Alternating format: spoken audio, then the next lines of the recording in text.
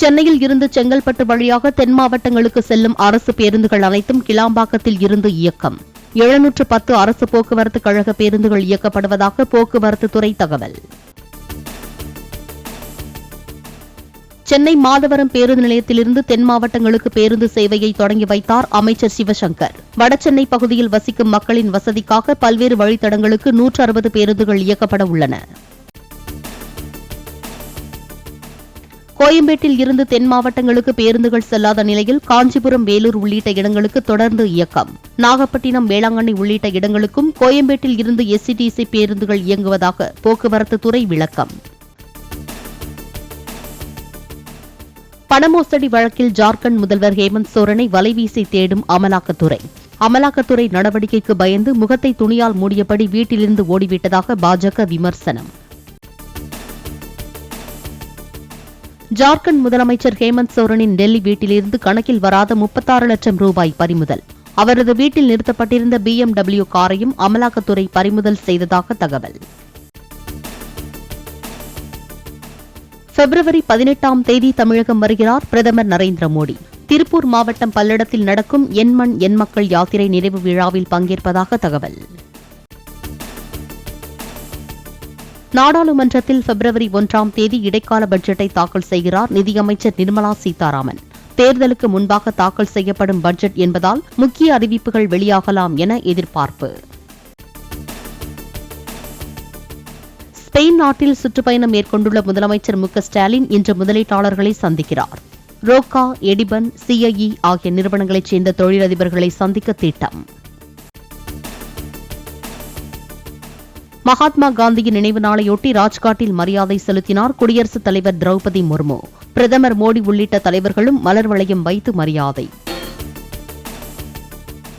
மதுரை தோப்பூரில் அமையும் எய்ம்ஸ் மருத்துவமனைக்கு சுற்றுச்சூழல் அனுமதி கோரி மருத்துவமனை நிர்வாகம் விண்ணப்பம்.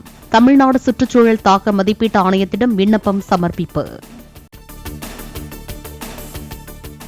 180 மில்லி அளவு கொண்ட உயர் ரக மதுபானத்தின் விலை 20 ரூபாய் உயர்த்தப்படுவதாக டாஸ்மாக் நிறுவனம் அறிவிப்பு. 375, 750, 1000 மில்லி அளவுகளில் விற்கப்படும் மது ரகங்களின் விலையும் உயர்த்தப்படும் என அறிவிப்பு. இந்து அல்லாதவர்கள் மற்றும் இந்து மத கடவுள் மீது நம்பிக்கை அல்லாதவர்கள் பழனி கோவில் கொடிமரம் தாண்டி உள்ளே அனுமதிக்கக்கூடாது என உயர்நீதிமன்ற மதுரை கிளை உத்தரவு. இந்து கடவுள் மீது நம்பிக்கை உண்டு என்ற உறுதிமொழியை எழுதி வாங்கிய பின் மாற்று மதத்தை சார்ந்தவர்களை அனுமதிக்கலாம் என ஆணை. அயோத்தி ஸ்ரீராமர் கோயில் அனைவருக்கும் பொதுவானது. யார் வேண்டுமானாலும் அயோத்தி சென்று தரிசிக்கலாம். திருப்பதி ஏழுமலையான் திருக்கோவிலில் குடும்பத்தினருடன் வழிபாடு நடத்திய அதிமுக பொதுச் செயலாளர் எடப்பாடி பழனிசாமி பேட்டி.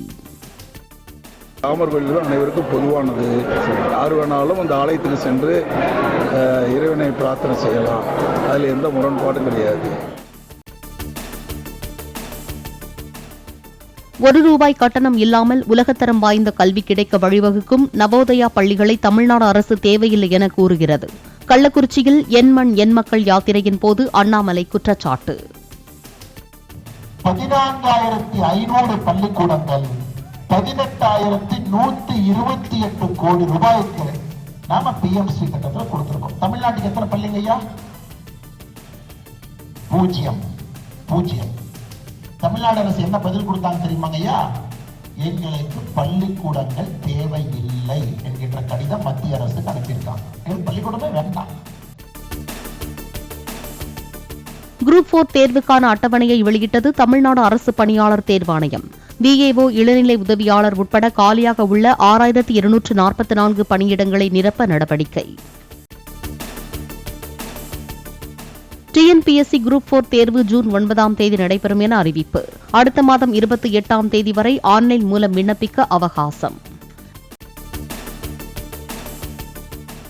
மாற்றுத்திறனாளிகள் எளிதில் பயன்படுத்தும் வசதிகளுடன் கூடிய 150 புதிய தாழ்தள பேருந்துகளை கொள்முதல் செய்கிறது தமிழக அரசு. 135 கோடி ரூபாய் மதிப்பீட்டில் கொள்முதல் செய்வதற்கு உற்பத்தியாளர்களுக்கு ஆணை வழங்கப்பட்டுள்ளதாக அமைச்சர் சிவசங்கர் தகவல். சென்னை புதுவண்ணாரப்பேட்டையில் பொது இடத்தில் கஞ்சா புகைத்ததை தட்டி கேட்டவரின் வீட்டின் முன்பு பெட்ரோல் நிரப்பிய பாட்டிலை வீசிய இளைஞர். கண்காணிப்பு கேமரா காட்சியின் அடிப்படையில் இளைஞரை கைது செய்து போலீசார் விசாரணை.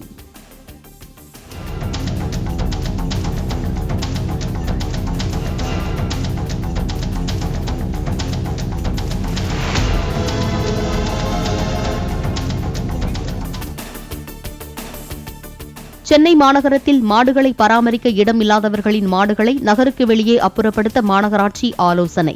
இடமில்லாமல் தெருவை நம்பி மாடு வளர்க்கக்கூடாது என மாநகராட்சி ஆணையர் ராதாகிருஷ்ணன் பேட்டி.